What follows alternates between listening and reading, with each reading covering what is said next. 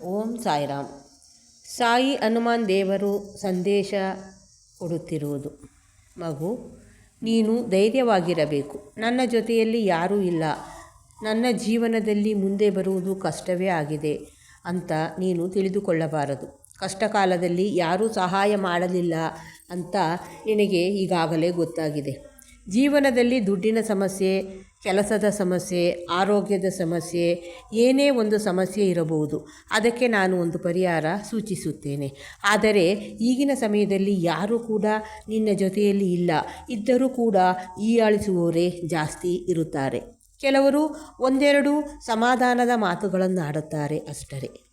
ಅವರಿಗೆ ಸಹಾಯ ಮಾಡುವ ಶಕ್ತಿಯೂ ಇರುವುದಿಲ್ಲ. ಹೆದರಬೇಡ, ನಾನಿದ್ದೇನೆ ಮಗು. ನೀನು ಪ್ರತಿ ಶನಿವಾರದಂದು ಬೆಳಿಗ್ಗೆ ಬ್ರಾಹ್ಮಿ ಮುಹೂರ್ತದಲ್ಲಿ ಹನುಮದೇವರ ಪೂಜೆಯನ್ನು ಮಾಡು.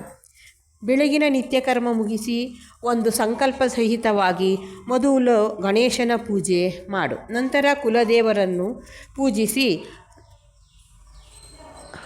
ನಂತರ ಹನುಮನ ವಿಗ್ರಹ ಅಥವಾ ಫೋಟೋ ಒಂದನ್ನು ಸ್ವಚ್ಛಗೊಳಿಸಿ ಗೆಜ್ಜೆ ವಸ್ತ್ರದಿಂದ ಅಲಂಕರಿಸಿ 44 ವೀಳ್ಯದೆಲೆಯಿಂದ ಒಂದು ಹಾರವನ್ನು ತಯಾರಿಸಿ ಆ ಹಾರವನ್ನು ಹನುಮನಿಗೆ ಹಾಕಬೇಕು ಮತ್ತು ಕೇಸರಿ ಬಣ್ಣದಿಂದ ಅಲಂಕರಿಸಬೇಕು.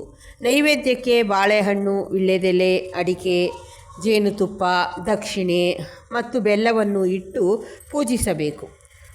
ಧೂಪದೀಪದಿಂದ ಪೂಜೆ ಮಾಡಿ ಹನುಮನನ್ನು ಸಂತೃಪ್ತಿಗೊಳಿಸಬೇಕು. ಇದೇ ರೀತಿ 12 ಶನಿವಾರದಂದು ವೀಳ್ಯದೆಲೆ ಹಾರದಿಂದ ಅಲಂಕರಿಸಿ ಪೂಜಿಸುವುದರಿಂದ ನಿನ್ನ ಸಮಸ್ಯೆಯು ಪರಿಹಾರವಾಗುತ್ತದೆ. ಇದನ್ನು ತಪ್ಪದೇ ನಿಷ್ಠೆಯಿಂದ ಮಾಡಬೇಕು. ಮೊದಲು ಈ ಸಾಯಿ ಹನುಮನನ್ನು ನಂಬಬೇಕು. ನಂಬಿದರೆ ಬೇಗನೆ ಕೆಲಸ ಕೈಗೂಡುತ್ತದೆ. ನಿನ್ನ ಗುರಿ ಮುಟ್ಟಲು ದೇವರು ಆಶೀರ್ವಾದ ನಿನಗೆ ಇದೆ ಮಗು. ನೀನು ಮುನ್ನುಗ್ಗು. ನಿನ್ನ ಬುದ್ಧಿಯನ್ನು ಬಳಸು. ಎಚ್ಚರಿಕೆಯಾಗಿರು. ತಲೆ ಎತ್ತಿ ನಗುತ್ತಾ ಇದ್ದರೆ ಉತ್ಸಾಹವು ತಾನಾಗಿಯೇ ಬರುತ್ತದೆ. ನೀನು ದೇವರ ಕಾರ್ಯ ಮಾಡಿದರೆ ಆ ಪುಣ್ಯ ನಿನ್ನನ್ನು ಕಾಪಾಡುತ್ತದೆ. ನೀನು ಗೆಲ್ಲುತ್ತೀಯ. ಮುಂದೆ ನಿನಗೆ ಎಲ್ಲ ಒಳ್ಳೆಯದೇ ಆಗುತ್ತದೆ. ಓಂ ಸಾಯಿರಾಮ್.